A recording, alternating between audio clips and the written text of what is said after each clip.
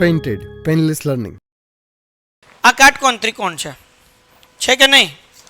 બરાબર ને? દાખલામાં હું કીધું, કાટકોણ ત્રિકોણ એબીસી ની બાજુઓના માપ 5 સેમી, 12 સેમી અને 13 સેમી. તો હું આ કાટકોણ ત્રિકોણ દોડ નાખું. અહીંયા એ બી સી, બરાબર ને? આ કાટકોણ ત્રિકોણ દોરાઈ ગયો. ડન છે? કોઈને કઈ ડાઉટ છે? તો હવે સૌથી મોટી બાજુ એને કર્ણ કહેવાય. તો કર્ણ કેટલો કહેવાય? 13. એટલે હું અહીંયા લખી નાખું કર્ણ. હવે આપણને શું કીધું છે દાખલામાં? જો તેને 12 સેમીની બાજુથી પરિભ્રમણ કરવામાં આવે, એટલે આ જે છે પરિભ્રમણ એટલે ફેરવવું હોય, તો મારી ભૂલ પડી, મેં તમને અહીંયા બહાર કીધું, પણ પરિભ્રમણ અહીંયાથી થશે. આમ છે કાટકોણ ત્રિકોણ, આને હું આખો હું કરું છું પરિભ્રમણ કરું છું. તો આવડી આ બાજુ ફરી, કઈ બાજુ ફરી? ઉપરની. હજી જો આને આમ પરિભ્રમણ કરું, તો આમ પરિભ્રમણ કરીશ તો આ જે ઊભી લાઈન છે એ શું થશે? ગોળ ફરશે. કઈ ભાઈ લાઈન ફરશે? ઊભી લાઈન. દેખાય ને? કઈ આવડી? આ ઊભી લાઈન. આ પરિભ્રમણ કરશે. તો હવે અહીંયા દાખલા તરીકે આનું ડુપ્લિકેટ કરી નાખું. ચલો, એટલે વધારે સરસ સમજે. આ ડુપ્લિકેટ કરીશ, આ લાઈન હું એમને રાખું, પણ હવે આને જે છે આમ જવા દઉં. તો પરિભ્રમણ કઈ થઈ? એ બી ઊભી લાઈન. તો પરિભ્રમણ એટલે કે આવડું આ શું હશે? 12, અને આવડું આ શું હશે? 5. આ થઈ ગઈ ત્રિજ્યા, અને આવડી આ થઈ ગઈ ઊંચાઈ, આ થઈ ગઈ શંકુની તિર્યક ઊંચાઈ, એટલે એ થઈ ગયું એલ. ડન થઈ ગયું. હવે આપણને શું ગોતવાનું છે? તેથી શંકુનું ઘનફળ શોધો. તો ગોતી લઈએ ભાઈ શંકુનું ઘનફળ.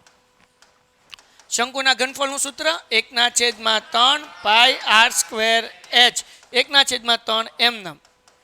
હવે દાખલા અહીંયા તો પાઈની કિંમત એમને મૂકી દઈએ, પણ તમને એક્ઝામમાં ખબર ન પડે પાઈની કિંમત મૂકવાની કે નથી મૂકવાની, તો મૂકી દેવાની, ચિંતા કરવાની નહીં. બરાબર? આપણે આ દાખલો હું 3 રીતે કરાવું છું. પહેલી રીત, પાઈની કિંમત જે છે એ નથી મૂકતા. બીજી વખત પાઈની કિંમત 22/7 મૂકીશ, અને ત્રીજી વખત પાઈની કિંમત 3.14 મૂકીશ. બરાબર? હાલો ધ્યાન રાખો. તો પહેલાં આપણે પાઈની કિંમત નથી મૂકતા. આર સ્ક્વેર, આર એટલે શું ભાઈ? 5 × 5. એ જ શું ભાઈ? તો કે 12. કોઈને કઈ ડાઉટ? આગળ વ્યા જઈએ. 3 અહીંયા નહીં, 3 ચોકું 12. પાઈ કાકા એમનેમ. 5 25 ચોકું 100, એટલે પાઈ ગુણ્યા 100 એટલે શું થાય? 100 પાઈ. શું થાય? 100 પાઈ. હવે આપણને સેમી કીધું એટલે સેમી ઘન. હવે માનો કે તમે પાઈની કિંમત મૂકી, તો અહીંયા મૂકી દેવાની 100 પાઈ એમનેમ. પાઈની કિંમત 22/7. તો જવાબ કેટલો આવે? 2200/7.